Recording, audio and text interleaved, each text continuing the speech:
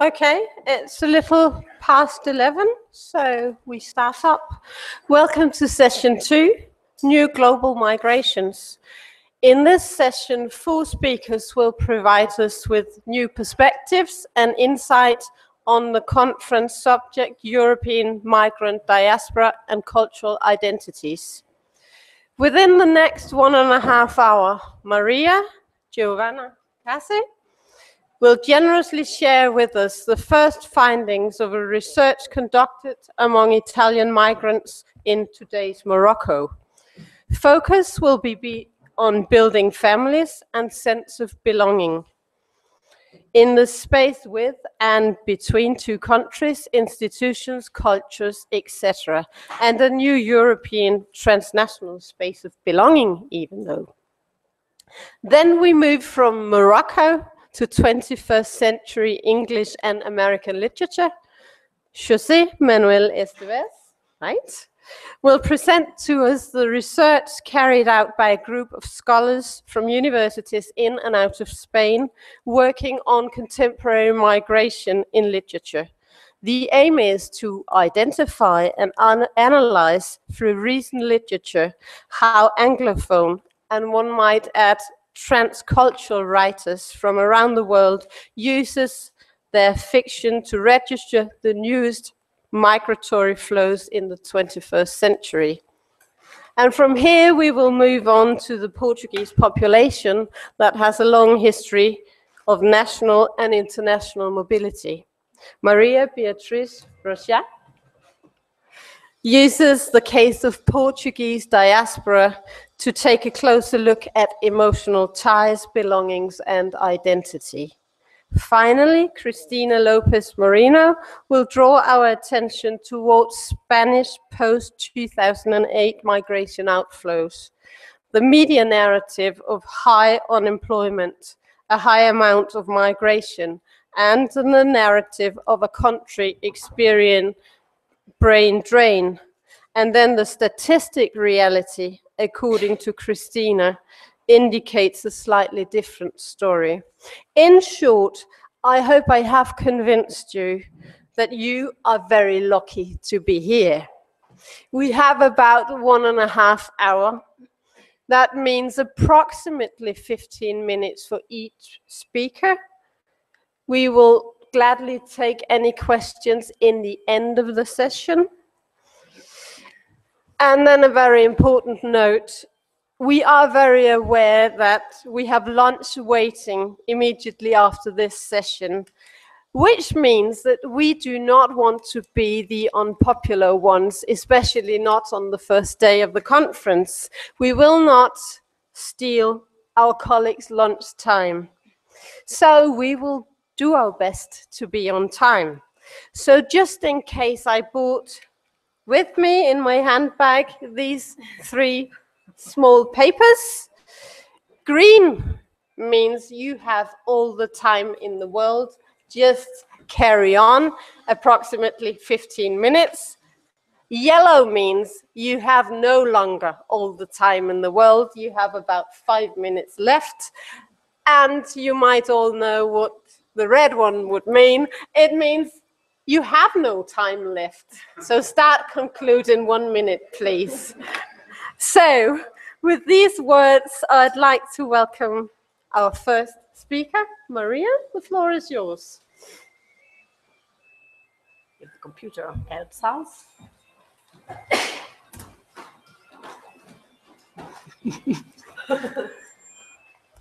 Minutes are running out, please. Okay, no, not from here. From here. So, well, Just wait. Yeah, I can, okay, yeah. Perfect. So my contribution refers to my ongoing research on Italian migration to Morocco. As we have learned from the huge amount of studies about migration of people from the southern countries to those on the north, there are many aspects to focus on in order to understand human mobilities. such as how the bureaucratic system and institution affect the migration process, how people define belongings, strategies of transnationally building and rebuilding families, how migratory chains work, imaginaries, relationship and neighborhood in the new country, flows of objects and remittances, and how being on the move affect people's everyday choices, and so on. Some of the questions of my research have been, can we use the same aspect to understand North-South migration too? And how the recent form of European mobility can be understood through the analysis of this aspect. It is clear that human mobilities are becoming more and more difficult to define because of its multifactorial nature, and the new definitions are surfacing, such as mixed migrations. North-South migration and mobilities can sometimes be defined as lifestyle migration. Michaela Benson defines lifestyle migrants as relatively affluent individuals moving either part-time or full-time, permanently or temporarily, to places which, for various reasons, signify for the migrant something loosely defined as quality of life. So, to work on a varying, fluid, constantly evolving phenomena, such as the contemporary mobilities, I decided to use and also keep under query the epistemological categories of anthropology of migration and use them to investigate something that we can somehow define as a lifestyle migration, so the Italians moving to Morocco. I quote from an interview, "I believe that Morocco can give us a better lifestyle, less stressful and less consumerist. I would like my boyfriend to feel accomplished in his life. She is also tired of working for others, and he is finally going to have a little business on his own. The biggest problems are the documents for the marriage. We are not married, and it seems that the fatherhood of our 2 children is not easy to be recognized once there." So this witness underlines imaginaries on Morocco as a place to have a less stressful life for her, career opportunities for her boyfriend, but the migration project redefines also the meaning of family and the rights of children. Ethnography is a way to understand how people make sense of their life, and my research focuses especially on the everyday practices of the family. This focus, as shown by the quoted case, enabled the emergence of a wide range of issues about mobility. Here I'm presenting just 2 aspects of the experience of migrants taken from the theoretical framework and the case above. The importance of imaginaries and how these are renegotiated in everyday choices with institutional networks and law, and the analysis of these 2 aspects lead me to hypothesize that being on the move plays a huge role in migrants' lifestyle understanding of good life, future, and relationship. In fact, the choice of where to buy or rent a house, the names given to the children, bureaucratic paperwork relating to claiming or not claiming the rights of citizenships, being married or not, are, from an anthropological perspective, a faculty and dispositive that people can work around by creating loopholes within the complexities of law. I quote from another interview, "My son are growing up learning new languages. I'm not sure about what it will be. I'd like to enroll them into an American school, and it will be economically difficult. I'm working to have money for my own expenses because I don't want to ask my husband to sustain me too, and another income is always welcomed. It is important for me that in this globalized world, my son learn to be citizens of the world. It is something they could never learn staying still in Italy. In their future, they will do their experiences abroad in England or in France. After that, if they want, they can come back to Morocco or maybe to Italy." These words illustrate how migration to Morocco is not only an issue about business or having a better wage, not only about that, but also something about offering a good life for their sons.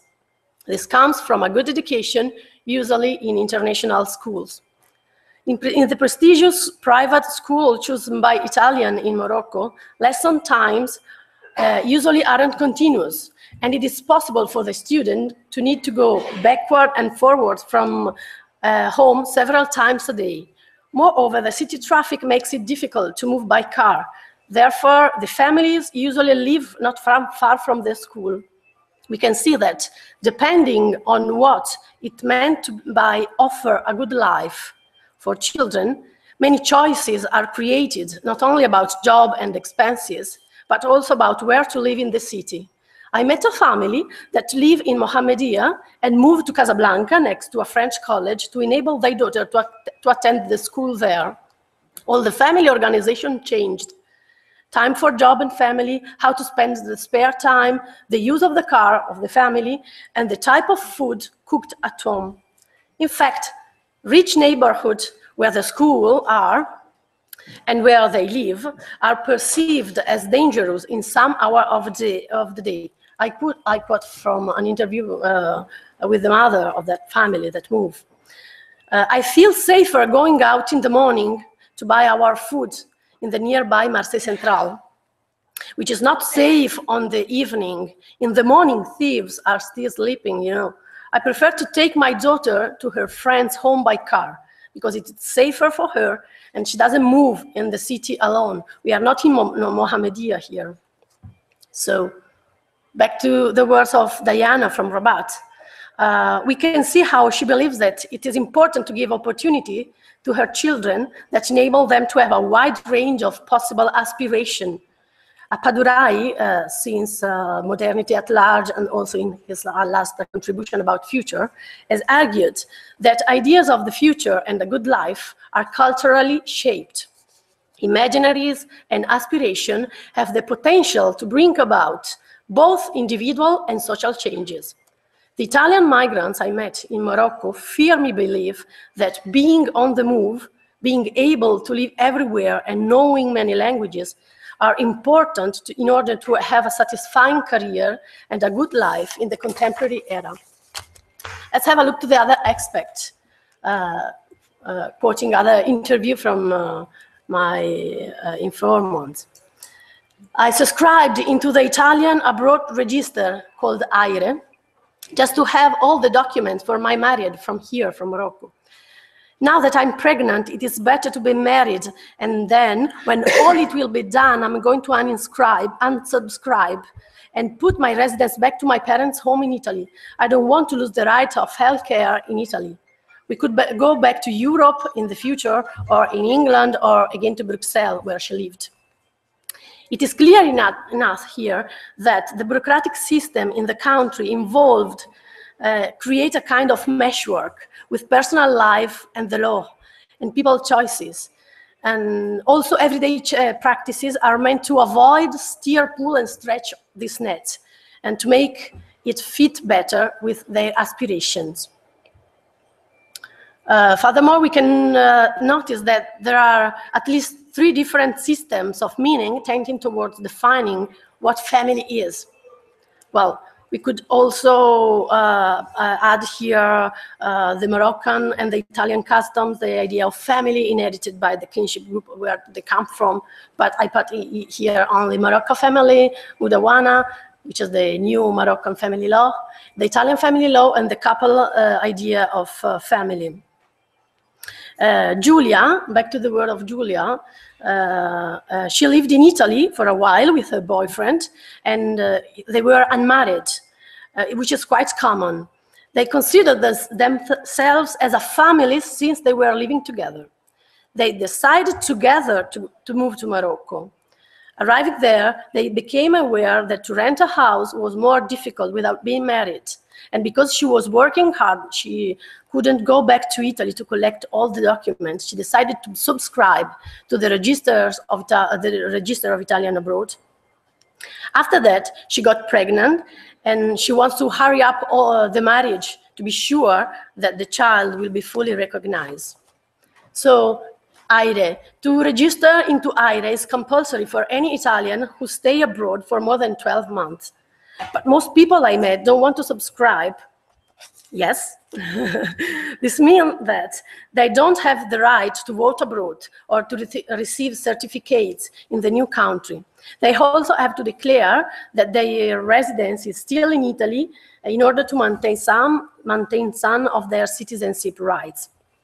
To register or not into AIRE is a big issue for Italians in Morocco that relies on many aspects. I don't have here the time to analyze all of them, but one of the reasons that lead to the refusal to the subscription is that by doing that, Italians only have the right to use the Italian healthcare system for 3 months in a year.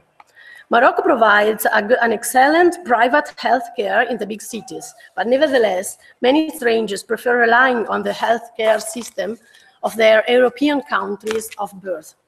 For example, many doctors in Morocco have studied in Europe, and they make this clear outside their clinics to appear better qualified. We see here Diplômés des Facultés of Paris and so on. Another reason for the refusing of AIRE subscription is a low level of confidence on Italian institution, and the feeling that it's better to fend for oneself than rely on the consulate. But there are another reason, more connected to this, less explicit but equally strong: the need to feel free from the state's control, free to move away quickly without needing any bureaucratic communication. Indeed, people I met tend to be highly mobile. They may change house once a year or go back to Italy, France, or England, or Europe in general, at least 2 or 3 times a year. They don't consider themselves to be in Morocco permanently, but just for a period. Morocco, even when they have been living there for several years, it is always perceived as a step in a wider nomadic route, kind of nomadic route. Their stages in that route are meant to connect them with a global flow of people free to move quite easily between the continents in search of opportunities, fitting their needs and desires in a specific, very limited period of time. Also, Benson stresses that a certain degree of mobility is important to the migrants' success in living abroad and making real their desires of a better way of life. The choice about where to give birth to can be seen from the point of view of preserving a certain degree of freedom and accessibility to rights.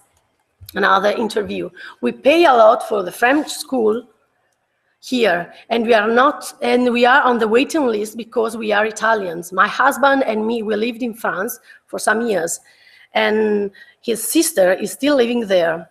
If I had to come back, I would give birth to my daughter in France. If she were French, it would have been all easier, even now that she is moving to Nice to attend the university. It emerged here that identities are not played on the ground of an hypothetical belonging to an imagined national community, nor to an unexistent community of Italians abroad. It is something negotiated on the basis of the possibility to move in another country more easily. Even relationships in the new country tend to be easier if people feel they can share the experience of having lived abroad. From another interview, someone told me that it's very difficult to have Moroccan friends. Do you think so? I'm not sure about that. I have some good Moroccan friends, but yes, if you look for friends in the Medina, maybe it's difficult. My friends are wealthy and they have traveled a lot, even more than me. They are gorgeous. And another interview, I have a friend that helped me a lot in the first period. She knows what it means to be expatriate, to be in a foreign country for the first time, alone, at home with a baby, while your husband is at work. To conclude, we have seen how family choices, belonging, and everyday life are affected by many factors. I illustrated here only 2 of them, deeply connected one to each other, to the other. I tried indeed to highlight how the bureaucratic system creates spaces where imaginaries and identities are continuously negotiated and rebuilt in a global on-the-move context. Lifestyle migration has been made possible by globalization and its impact on individual mobility. Yes, I'm going to conclude. So, well, in the freedom of movement within the European Union conferred to European citizens, such as the Italians, has facilitated such migration trends. And also in Italy, the Moroccan community is one of the biggest and most long-standing. So love, friendship between Moroccans and Italians together with mass tourism has sparked individual imaginaries of their lives they could lead in the new country. So moving changes people's vision of a good life and their aspiration. For more of the subject of my research, who have children, to stay in Morocco is considered perfect while the children are young. But when they grow up to the age of 14, they want to move back to Europe. Meanwhile, they are offering their children the opportunity to grow up learning, I'm finished, 2 or 3 languages, enabling them to imagine a wider range of possible future. This is because they learn to live in a different culture, they learn to travel within continents, they experience it being on the move and able to maintain relationship everywhere. This emerged as a kind of value, almost a migration culture that seemed to be common among people I met, and seemed also to be considered really as a value shared with friends in a wider global elite on the move. So, thank you. I'm finished.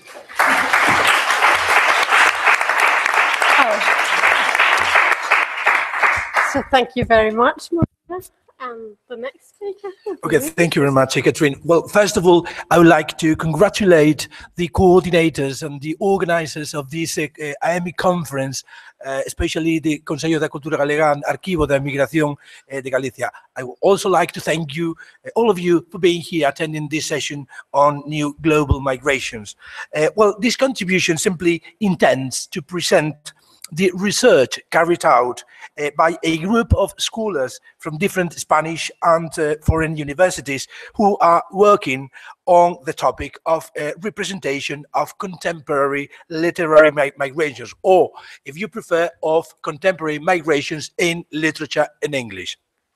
Just for the sake of letting you know the origin or the geographical context from where we are, of the university we are participating in this project, I'll mention, for instance, the University of California, the University of New York, the University of Bristol, for instance, here in Europe, apart, obviously, from the University of Alcalá de Henares in Madrid, La Rioja, the University of La Coruña, obviously, where I come from, and even people from the Indian subcontinent, Nehru University in New Delhi.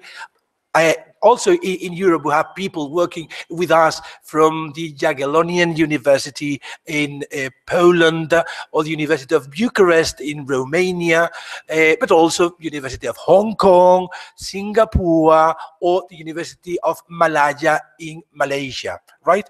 This is in order to let you know that, we try to, open windows toward the different migratory movements all over the world. Well, after briefly referring to a previous research project entitled New Typologies of European Emigration and Immigration and Their Representation in 21st Century Literature in English, I shall expose our latest project, whose main purpose is to revise the map of contemporary migrations through recent literature in English, paying attention to texts that depict new migration flows across Europe, as well as from Europe to North America, fictions that recreate and reflect the latest transfers, for instance, from the American continent to Europe, but also narratives that recreate the migratory movements from Latin America to the United States, and recent even literature focusing on those migratory, let's say, synergies from the Indian subcontinent and Southeast Asia to Europe and North America. We identified, therefore, and analyzed how contemporary Anglophone writers from all over the world are using their fictions to register the newest migratory flows ushered in by the 21st century, often even anticipating the work of sociologists, historians, and even political leaders. From a theoretical perspective, the project intends to build a bridge between, on the one hand, theorists who vindicate the possibilities of interculturalism and multiculturalism. I'm thinking, for instance, of the well-known debate, the so-called Cantle-Modot debate that took place, for instance, throughout this very same or concrete year, 2016. And on the other hand, the transcultural postulates foregrounded by scholars such as Arianna Dannino. As we reveal, transculturalism deploys human exchanges from a more realistic, balanced, and even ethical perspective, taking into account, for instance, the chances of success, but also the difficulties, the silences, and the misunderstandings inherent in contemporary cultural relations. We, therefore, vindicate the interest of transculturalism for the analysis of the cartographies of contemporary migrations represented in recent literature in English, and prove even the usefulness of notions such as transcultural writer, transcultural reader, transculturation, translingualism, transpatriot, or transcultural novel, among others. The thing is that, as you all know, and just in order to give you a very concrete example of a very particular geographical area, as you all know, 21st century Europe is undoubtedly a global, multicultural and transnational society. The end of the 20th century, especially from the 90s onwards, has seen how countries such as Spain, Portugal, Italy, and Ireland joined Germany, Switzerland, United Kingdom, and France as recipients of immigrants. Within this context, there have been nationalist, even racist outbreaks in various European countries, often violent in nature and exhibiting an obvious rejection of the new citizens. And that we just have to pay attention to the news and to the media in order to know these new political, associations and forces that are emerging throughout, for instance, Germany, Hungary, the Czech Republic, Poland, Austria, Finland, or even Slovakia. We believe that immigration and immigration in the 21st century are currently being evaluated from economic and political points of view that are unfair and too restrictive. These perspectives project a stereotyped image of the immigrant and fail to address the diverse typology of the new migrant, helping, therefore, to create what I would call a dangerously increased antipathy towards these migratory movements. Our project takes as a starting point the literary representation of these new types of immigrants and immigrants in Europe as portrayed in the literature in English written in the first decade of the 21st century, with the goal of, for instance, demonstrating that writers has indeed discussed and represented a wide range of human migrations, have created even a new vocabulary when referring to the new European citizens. They have also explored the diverse motifs that induce emigrants and immigrants to cross borders. Motifs, remember, or mind this idea, that not only obey to economic or political circumstances, but also include cultural interests, career prospects, and even personal aspirations. I would even, if you allow me, mention affective relationships. Besides, the present project fills a void we have detected in literary studies and in cultural criticism, which, in our opinion, have been and still are let's say, overly focused upon the migratory movements of the 20th century previous to the 1990s, without taking into account, therefore, that many writers are already reflecting upon and representing a new and wider typology of migrants. The need of a new vocabulary and of a new typology was already, for instance, announced by Papastarchiadis in the year 2000 already. That's the reason why the first part of our project tries to contest those critical voices that, touching upon the new migratory movements of the 21st century, contend that literature has not yet fully dealt with them. Or, for instance, those others that say that a true literature of migration does not exist today, which from our point of view is not true. For instance, in his book, The Turbulence of Migration, Nikos Papastarchiadis asserts the relevance and looming presence of the term migrant, and he even warns us about the perils of hostile stereotyping. Thus, Papastarchiadis vindicates, quote, a broader understanding of the dynamics of migration in contemporary social relations. This would necessarily convey a series of distinctions and questions that we must take into account. For instance, is economic survival at the center of migration, or is the journey the first step in the pursuit of a personal dream of cultural progress? Do migrants leave home out of necessity, or do they head out for new opportunities? These questions of geography and cultural transformation problematize the distinction between voluntary and involuntary movement. For if economics is not the only factor that stimulates migration, then the sociological literature on migration must also be read in conjunction with the debates in the disciplines, for instance, of politics, cultural studies, and even psychology.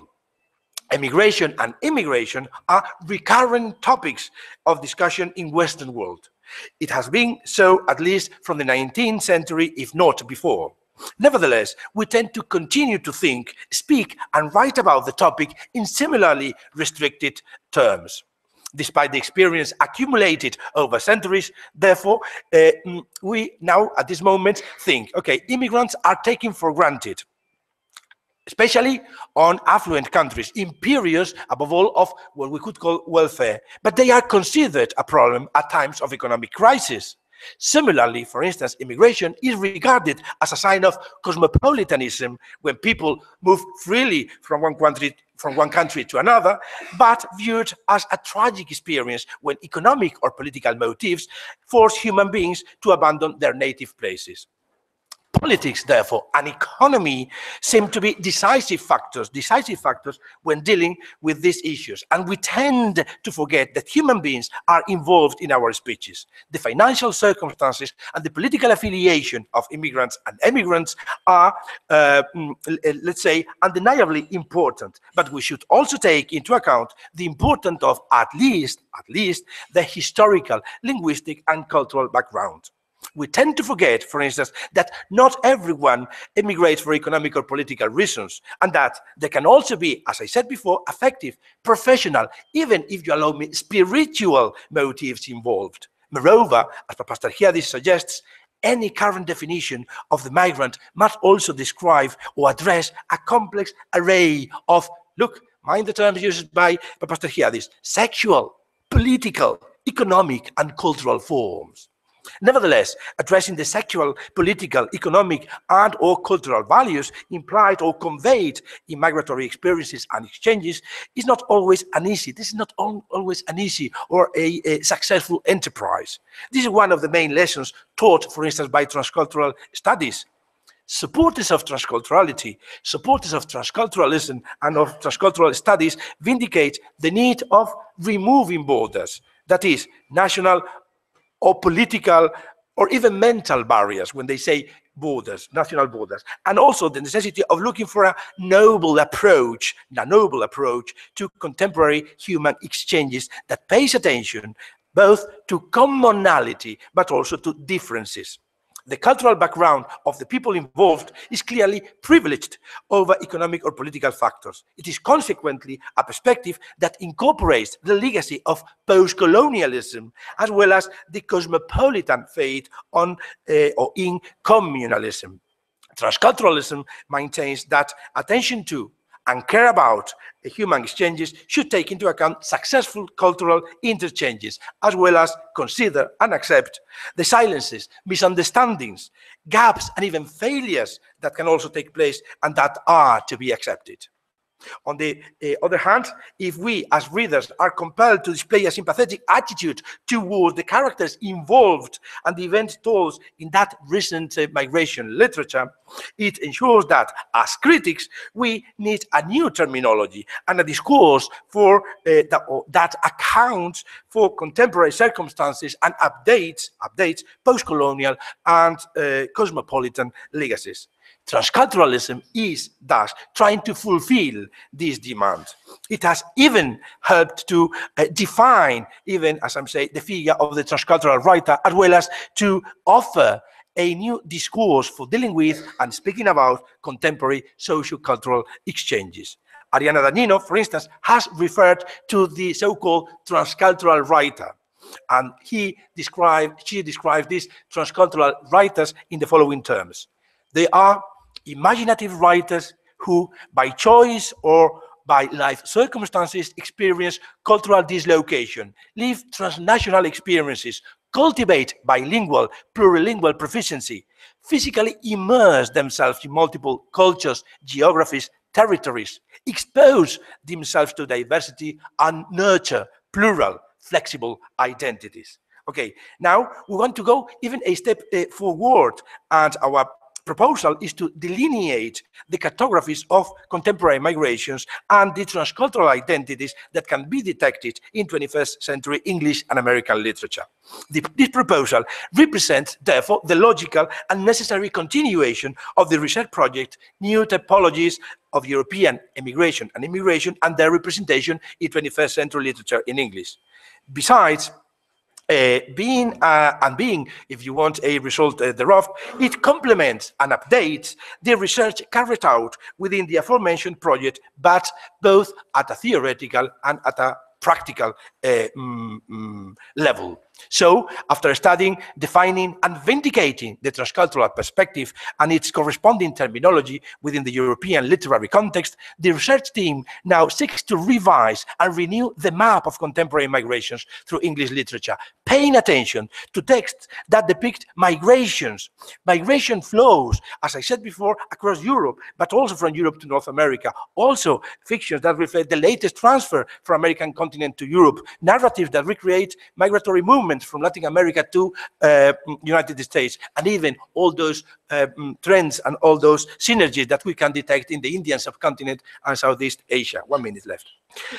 The project will pay special attention to the authors, showing how they can and should be analyzed as transcultural writers, a condition that makes them prone to describe and reflect upon human exchanges from, as I say, a more realist, balanced, and ethical perspective.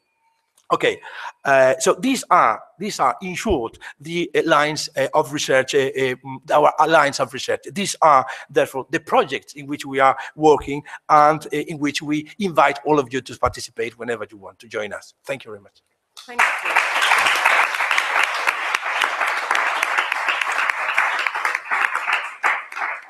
Thank you very much. And the next speaker would be you, Maria Beatriz. Yes, please. Would you like to use? Yes, please do. See what is that? Seal the read. Okay.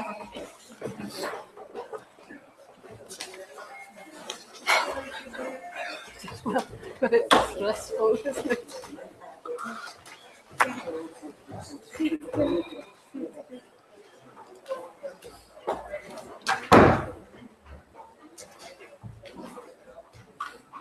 Good morning. Every year, every time I begin, I try to say, apologize. My English is very, very bad. I feel myself very limited. I am bilingual in Portuguese and French, that are Roman languages, but my English is very bad. Nevertheless, I try to do the best. I must begin to thank you very, very much to this Conselho de Cultura Galega and mainly to our big friend, Emilia. All of us, we know that she has done the best to organize this meeting, and it's not an easy work, I know by experience. So you know this title, Everybody knows that Portugal in the south, it's a country of migration. And I think that we cannot understand the present situation, the actual situation, if we don't turn our regard backward. And you can see all the history of Portugal. Portugal is in the Iberia. It's a very, very little country compared with the big Spain. And to enter in Europe, we need to go by Spain to Europe. It's not the same for the Americas and the Atlantic. We have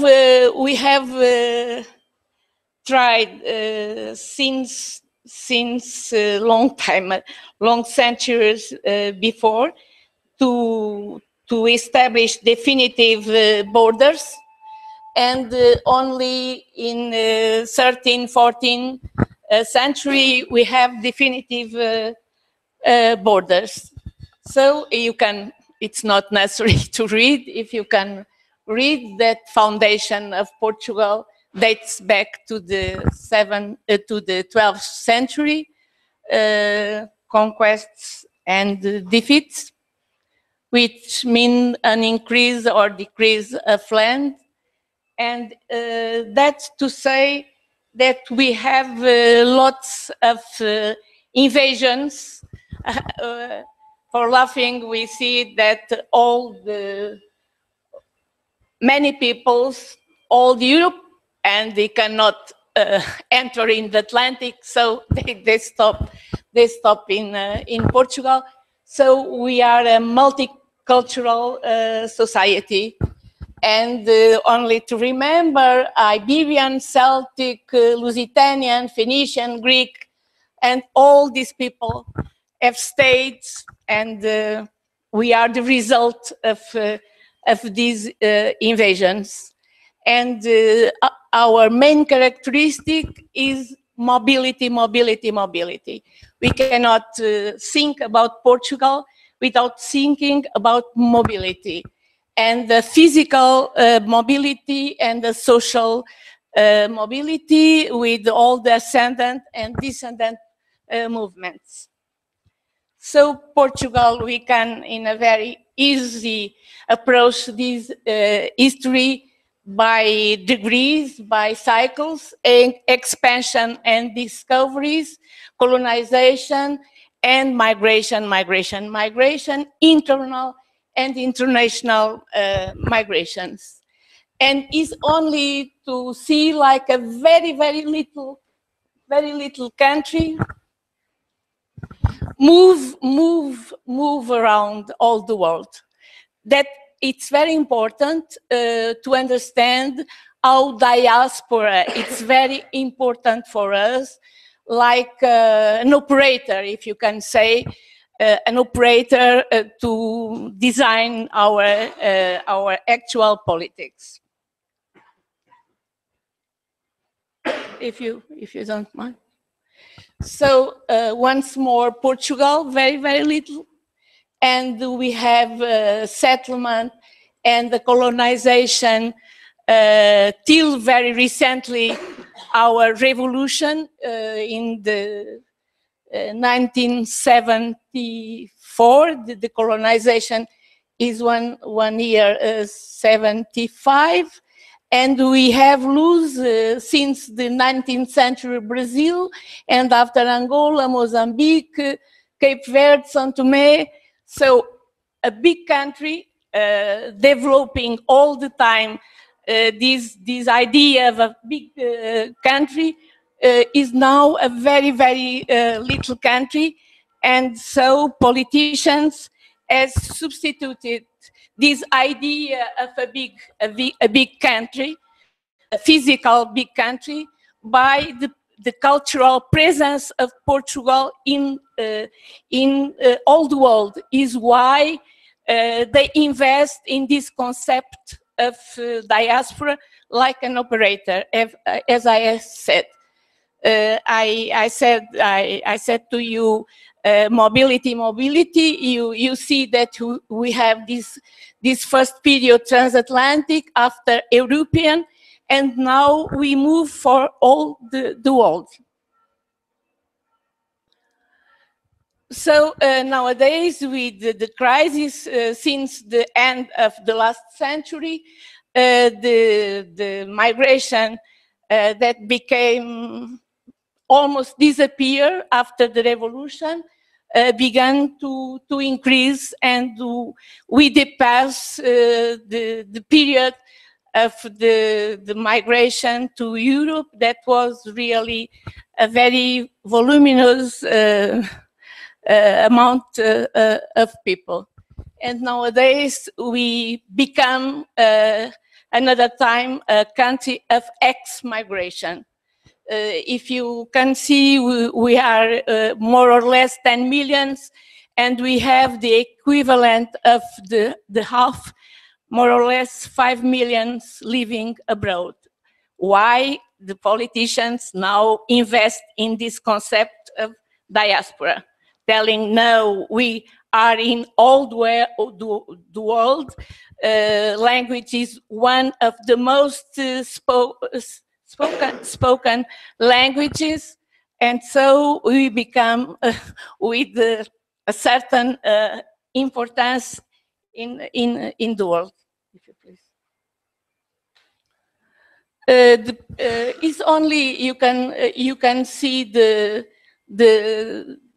numbers of the residents. These numbers are the enregistrement in the consulates. So maybe we are more. Brazil and France are the more representative country receiving immigrants. In France, more than 10% of our residents in Portugal live in France. And if we move in Paris, we heard all the time people speaking Portuguese. Brazil has lost because time is different. Nevertheless, you see France, Brazil, Switzerland, in all the world we are living. And Portuguese entries nowadays, United Kingdom is the new destination of Portuguese, and the United Kingdom is receiving lots of Portuguese every day. New destinations in Europe. Okay, Emilia. So I should like to say that no complexes before to use ex-migration, emigration, but nowadays we prefer, I say we politicians don't like very much to use emigration, because there are a certain sense of discrimination, and they don't want to say that Portuguese that live abroad are abroad. They say Portuguese from Portugal and Portuguese living outside. All are Portuguese all the time. This political discourse, communication. So it was only to see the evolution, and now is communities and immigration, and now the institution is only communities. Communities are the name. We lose completely ex-migration, and we use Secretary of State of Portuguese communities, and this is intentional. The legislative framework sees that the importance that after the revolution of 74 is given to the migrants, because it's very important for a so little country like Portugal to have this interaction and these networks. because the country changed completely with the in a touristical aspect. Okay, finish. And the remittances are also very important. Constructions and all the development improved by those who are living out of Portugal.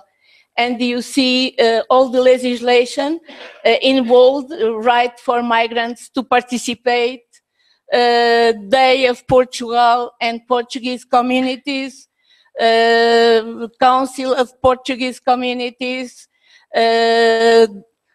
They gave dual nationality and at least a Council of Diaspora. I think that it's very important, this concept and utilization of this concept in the external and internal Portuguese policy, and was created by the President of the Republic.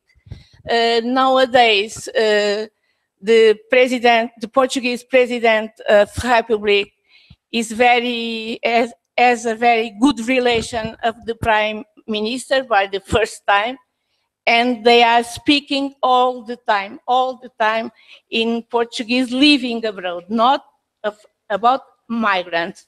Portuguese living abroad, and the Day of Portugal is the 10th June, is celebrated in France this year with the presence of the President of France, of Portugal, a very, very well organized reception in the Mairie of Paris, and after a celebration in an old bidonville that now is Champigny, that now it's recuperated. So showing to the people that we began really to Europe. We are not the undeveloped people. We are, but they say not undeveloped people in Europe due to this contribution of the diaspora and to the Portuguese living abroad. Thank you.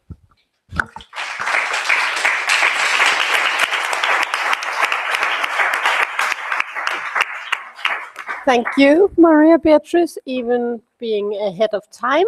That's perfect. So that leaves the floor to you. Yes, I've got my presentation. So, yes.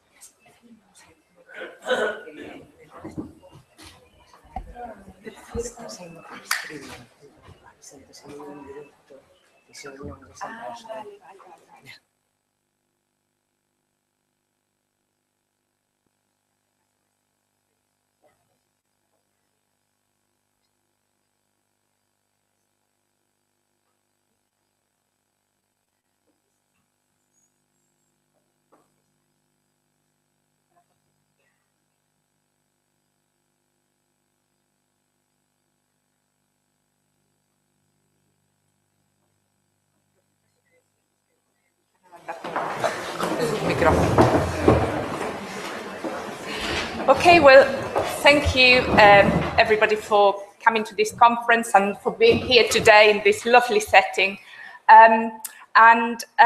Just a few words about myself. I work in Sheffield Hallam University in the UK, and my research interests are to do with the current economic crisis and all the population movements and all the impact it has had on Spanish society. So I look at a number of things, but today I'm going to look at how the current, particularly the current unemployment rates have contributed to migration flows, and particularly for Spain-born nationals. And I'll tell you later what the relevance to that is. So just to start, this is a photo I've taken from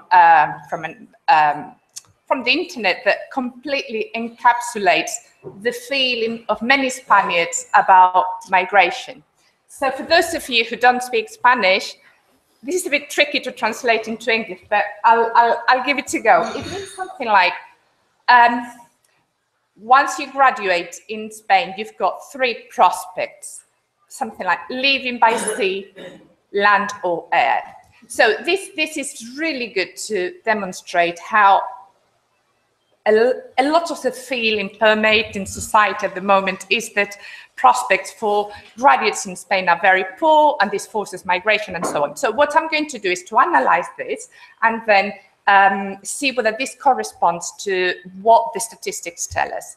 And in particular, I'm going to look at some key figures, some key data to show us the incidence of migration, then what the media representation is like for Spanish outflows, and then I'm going to see how that compares between the actual flows of migrants, whether they are all Spaniards or not, and what professional profile they have, what other drivers are to migration apart from economic drivers, and finally a few conclusions. So, in terms of the key data, when we look at figures, it does, I mean, the figures are taken from el Instituto Nacional de Estadística, and which is, and anyway, what we have here is the onward migration. So migration away from Spain is indeed very high, 352 people for 2015, and inward migration is a very similar figure.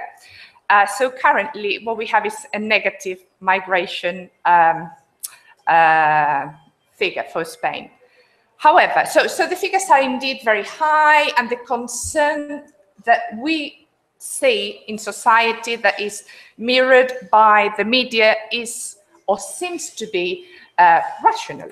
However, if we, and what we find is that once we analyze the discourse and media narrative around migration outflows, the picture is very negative, and it's portrayed in a very emotional way as well. So the 3 key messages that the media is pushing forward is that migration among Spaniards is a widespread trend. So this is the #1 message, I think, that we pick up from the media.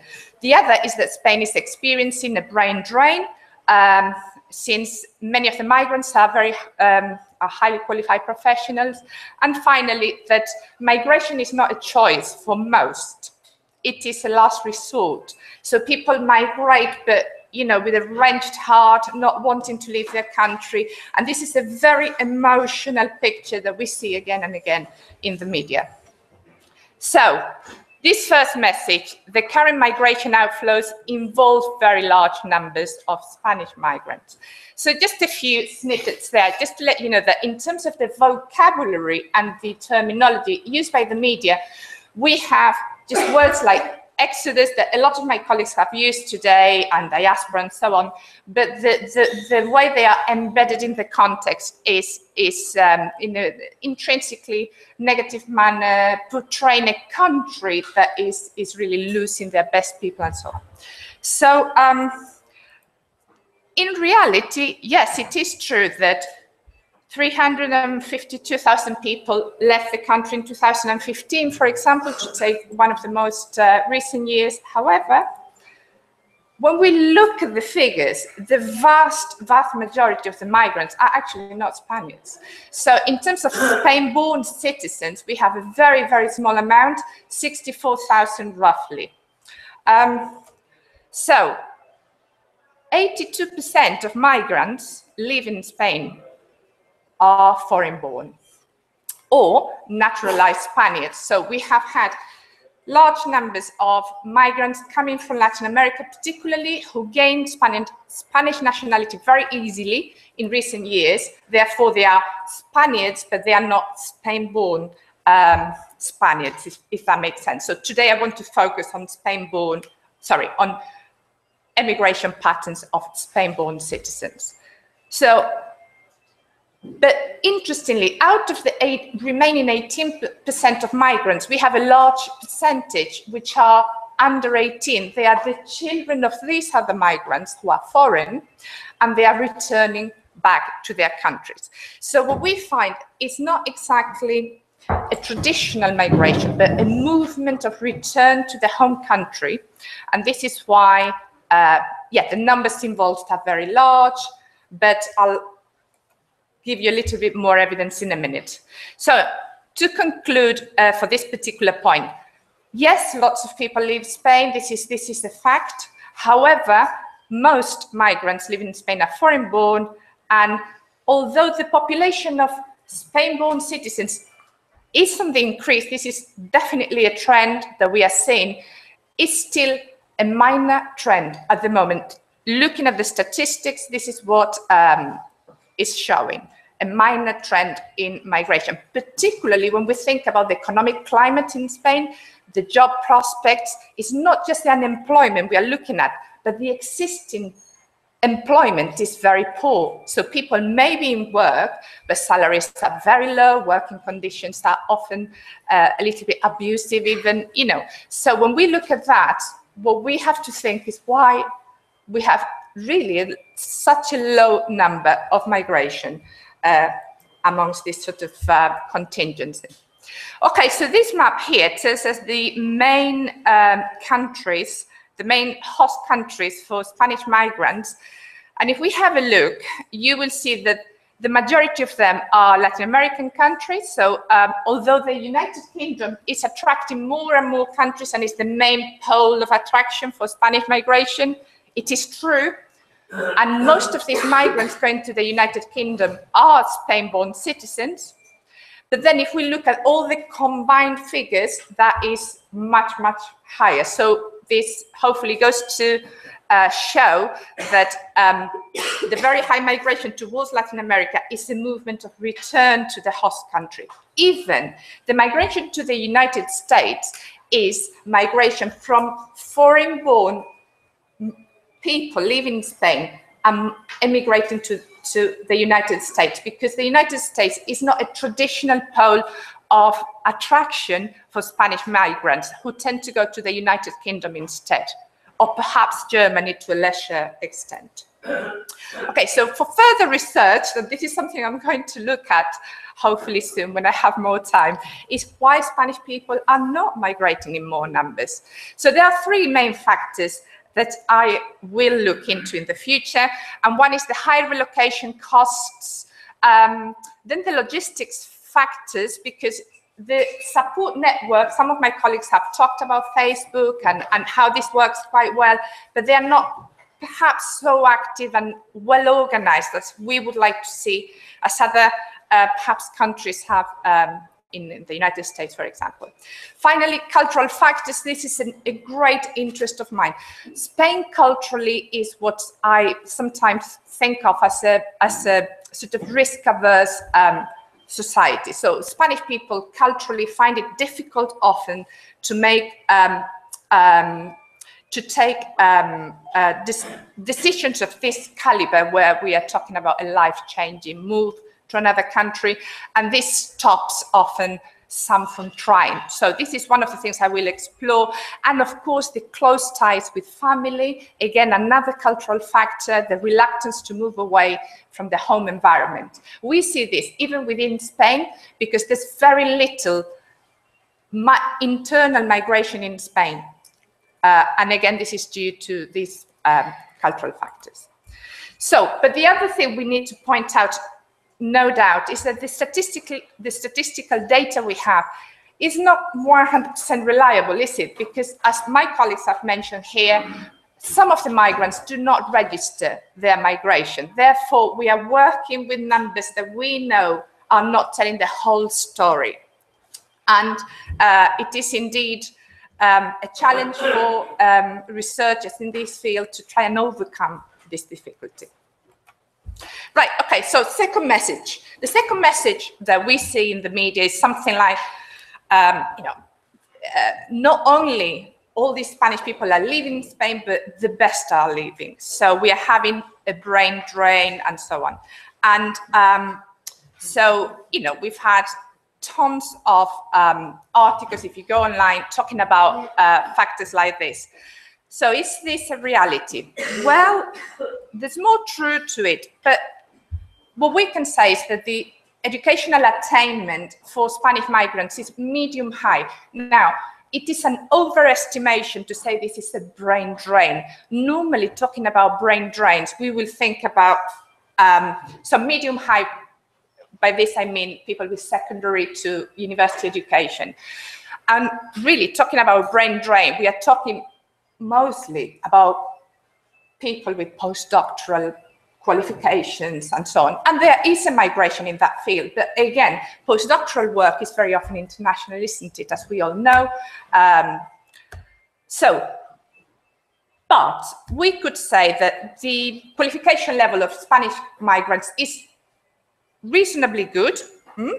But the problem with Spanish migrants is not the qualification, but their employability skills. So they may be well qualified. Many of them do indeed have postgraduate qualifications and great marks and so on. So very well qualified on paper, but then they have no work experience whatsoever, many of them, or very little. Oh gosh, okay, thanks. And in addition to that, they have very poor language skills. So what we find is that in an increasingly globalized world, what we need is people who speak English at the very least. And Spanish people often have very good qualifications out of these migrants. We have a good percentage of extremely well qualified people with no experience of the work environment and no language skills. Therefore, they can't work efficiently in a globalized world. So migration offers them the chance to address this lack of skills in Spain. And what we need to think is migration a bad thing? What is better? Be at home, not being economically productive, or going abroad, taking that proactive decision of going abroad, gain those skills you haven't got, so you work abroad, even if you don't work in your field, but you will gain employability skills that way, you learn a foreign language, and then you come home and put those skills to use for your country. Because the reality shows that Spanish people, again, due to cultural reasons, don't want to remain forever abroad. Spanish people like Spain. This is a fact of, well, a statistical fact that has been demonstrated plenty of times, and that is reflected on this. So people go abroad, often the majority, not all, for instrumental reasons. So I'm going to go abroad, learn English, and then come back. So they go abroad for a couple of years, whatever, get more fluent, or and then they come back to get better job prospects in that way. So just to demonstrate that this is in Spanish, but it means what skills do you think you will need to be ready for the work environment in the future? And as you can see in the blue line represents Spain, and people say experiencia, meaning work experience, experience of work at all, any job. So most of them know they will need that. And also language. And Spanish people don't tend to be very good at foreign languages, as demonstrated by this other map, which is a study done by the European Commission in 2012. And this percentage of the population who can hold a conversation in English, and Spain is the lowest in Europe. So one thing is to hold a conversation, but you could argue you need more than that if you want to work in a position where you have to use English every so often. So this really shows us a situation in Spain where people may be well qualified, but unfortunately they're not necessarily well prepared for work. And this is what contributes to high unemployment, because Spain has this really strange situation where we have this really high unemployment rate, but we are recruiting foreign people from often from Eastern European countries, from the United Kingdom, with great English to come and work for our large companies, because Spanish people haven't got the language skills. So that's the contradictory situation we have in Spain. Okay, and the last message, Spaniards don't choose to emigrate. So when you read newspaper articles and you watch television and so on, what the message that permeates is that people go and don't want to go, and it's a really horrible decision, and it's this emotional battle they have, but they have no other choice because this country offers nothing to them. That's the narrative. But in reality, again, if we look at figures, the migration outflows started in Spain well before the crisis. Now, it's true that they peaked after 2008, and particularly peaked in 2013 and so on.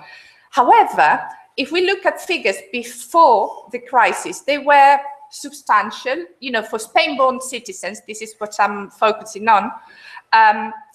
And really, the increase is marked, but it's not huge when we look at the economic environment in Spain, high unemployment, poor work prospects. When we look at that context,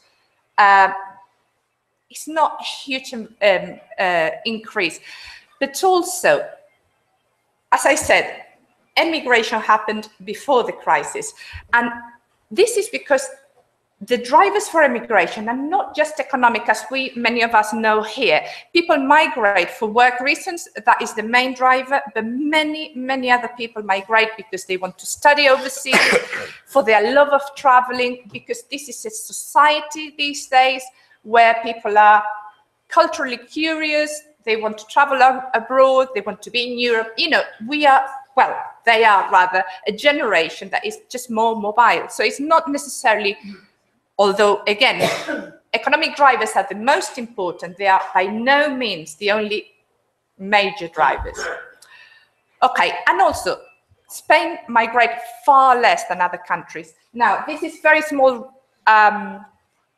I'm not sure if you can read that, but have a look at Germany.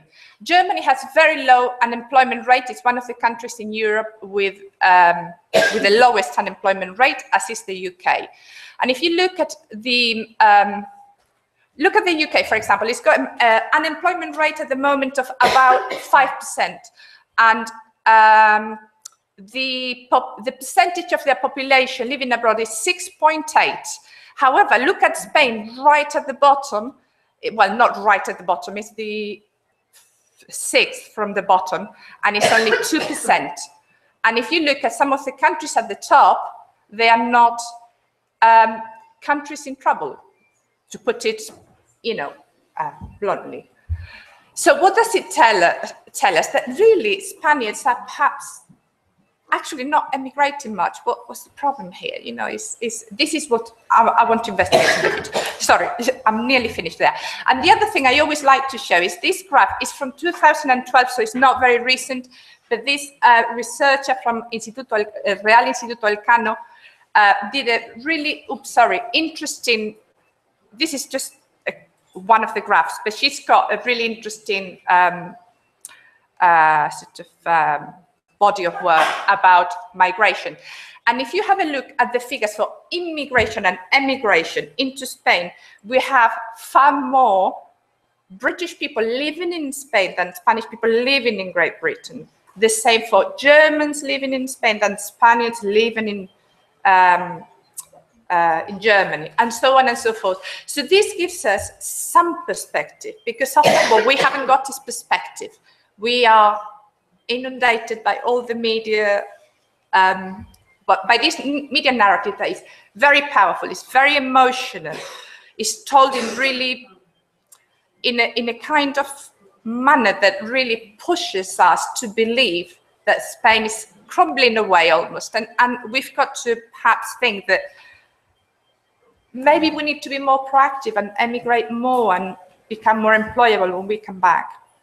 So just to conclude, the 2008 economic crisis has triggered an increase in migration outflows, but the vast majority of the migrating contingency are foreign-born. And the current migration trend by Spain-born workers can be described as moderate, and particularly when we consider the context. And migration can, or I personally think that migration should be seen as positive, as a proactive way, not just for the individual, but also for the country, to send people abroad to become more employable and then come back and put those skills to good use. And indeed, although the economic driver is the most important, the most numerous, the other drivers are still present there. And that's it. Thank you. Thank you.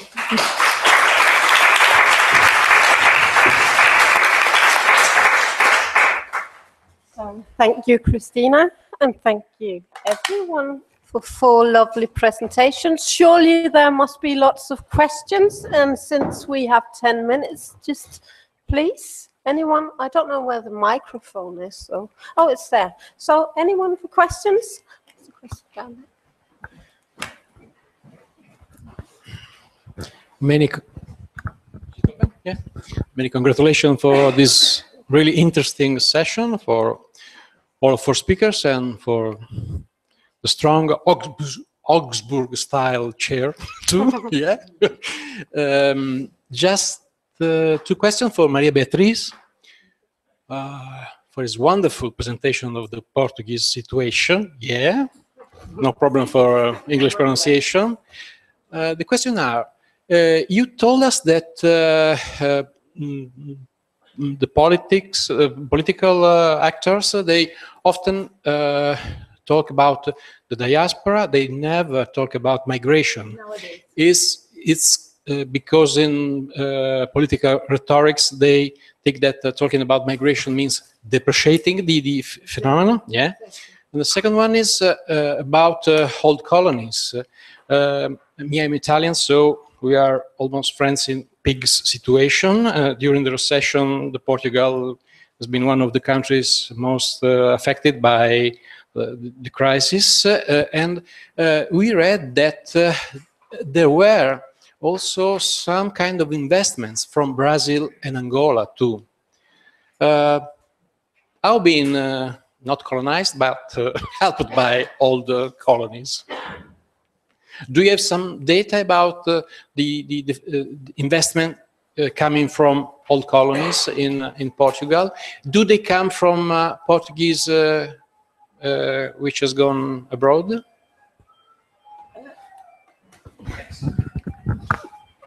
Can I? Can I? Yes. Can I?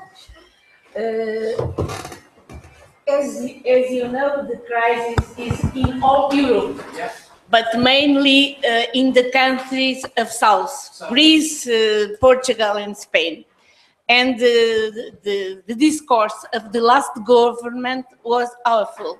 Everybody, it's bad, bad, bad, we must... and this is proof that it's not really like that, but like that we cannot invest. And we lose completely the confidence of the foreign countries to invest. Nowadays, we have a new government and a bit strange government. I agree with this government, but it's an alliance between communists, extreme left, and socialists.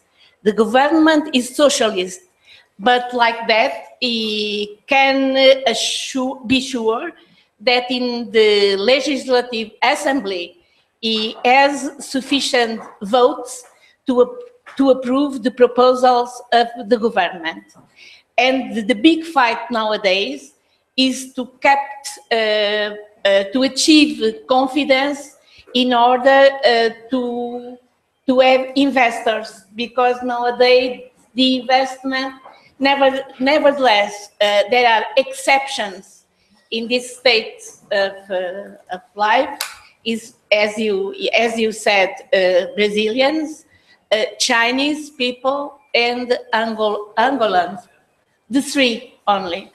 And this investment is in construction, in buildings, namely not in industries. And the big fight is industries in order to have places to work. Excuse me my English, but we live really a new era in Portugal at a level of political organization. The Social Party is not the majority, but with this strategy of alliance, sometimes we know that all the things are planned, but they seem like an insinuation, a theatrical insinuation, that the extreme left and the communists are against, and after in the last votation they agree and pass. And the last government that was an alliance of Social Democrats and Center, this is 1 month, 2 months, 3 months. And we began to laugh about that, because there is really an innovation, and our first minister has an Asian heritage. He is Goanese, so it's another culture. And he's all the time laughing, and after, because he don't fight like we south of Europe with all our art in the scene. I think that it's really for people who are interested by politics are really a very interesting. And there, in our case, it's very interesting, the alliance between the first minister and the President of the Republic. The President of the Republic was a big professor of law, very respected, and they have a very good alliance, and I think that it's very good for migrants that are not migrants. Portuguese who live abroad. Thank you. Any other questions? Yes, at the back.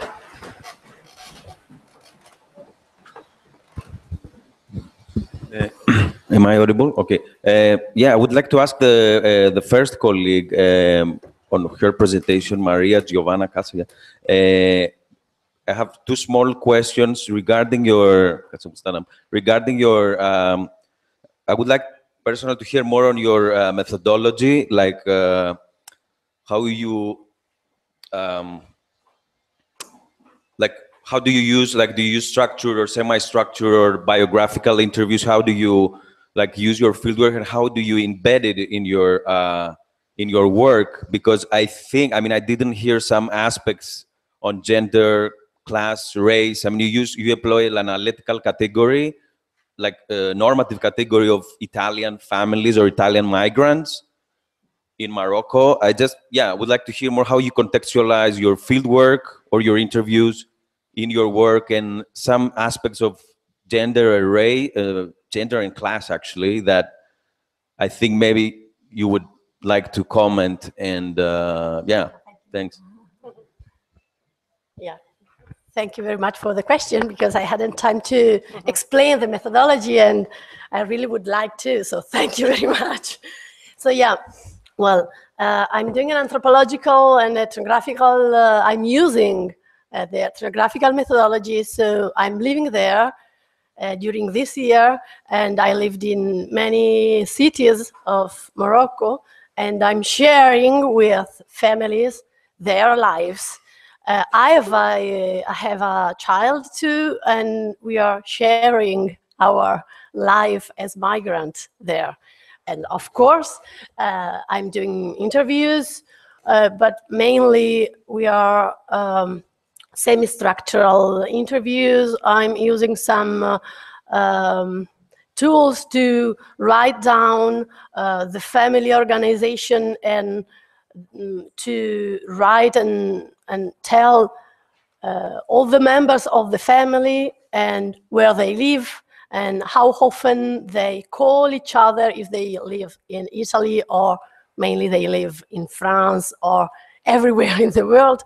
So yes, there has been interviews, but we also shared many experiences about how to choose the school for the children, how to have relationship with Moroccans, how to learn the language, which language to learn. So I use this strong ethnographical methodology. And then, yes, about people I met. I met Italian born from Italian's parents, mainly female. Just 3 or 4 men, but mainly I work with female born in Italy that moved after usually after the 208, so after the crisis, but not only that. Well, my research is focused on the migration after the crisis, but I also met to compare the experience other migrants that arrived in Morocco in 200, around 200. What I can say about, well, firstly, I just did a survey because there are not any study about Italians nowadays in Morocco, even if they are, well, it's not easy to have any data about that because, well, Consulate doesn't give me any data. Well, as I told you, the AIRE, well, most of them, I would say more than the 90% didn't register into AIRE, even if they had to. They should do that because they have children, and if you have a child that is going to the school, you have to, for Italian law, you have to assure that the child is going to the school. So to assure that, you have to say to the Italian government, okay, I'm living abroad and I'm ensuring an education for my child. But anyway, they find a way to avoid the registration.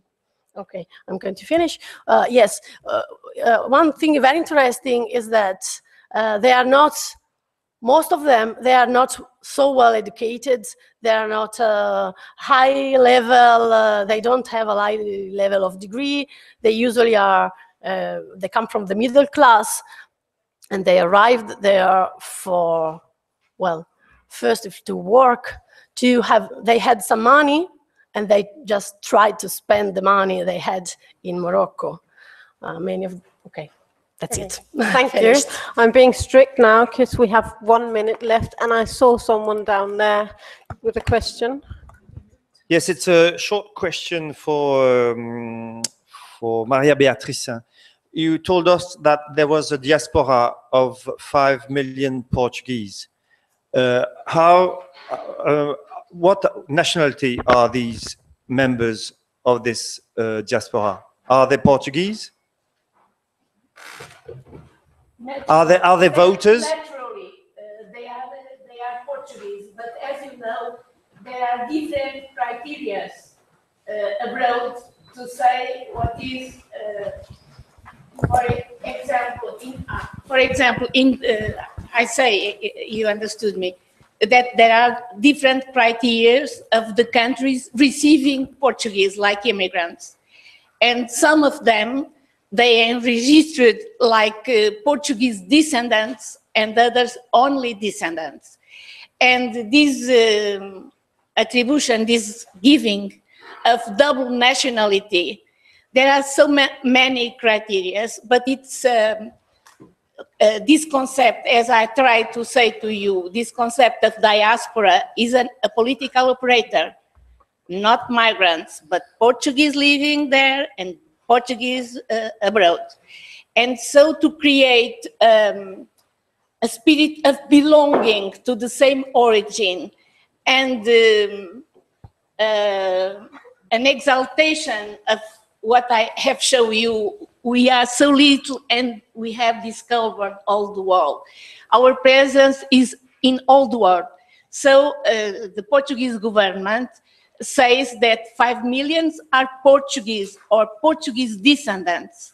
But what he say, we have not a political government, we have not a political domination, we have not a colonial empire, but we are present and we have lots of people speaking Portuguese related with cultural, with a double or multiple identity. And as you know, diaspora, it's not to belong to a diaspora, it's not necessary even to speak a language. It's a cultural dependence, it's an emotional dependence. And is for that the political government try to celebrate to help to celebrate a festival with Portuguese music, to continue to celebrate a devotion to a saint. For example, the football team in Europe, who are the best. I heard, because I was invited to this ceremony in Paris, the President of the Republic, this, with all the respect for France. France is an extraordinary country, but we are the best. So, you know, it's really an intentional investment, very, very strong, in order to maintain this alliance and this dependence and this. So Maria, thank you.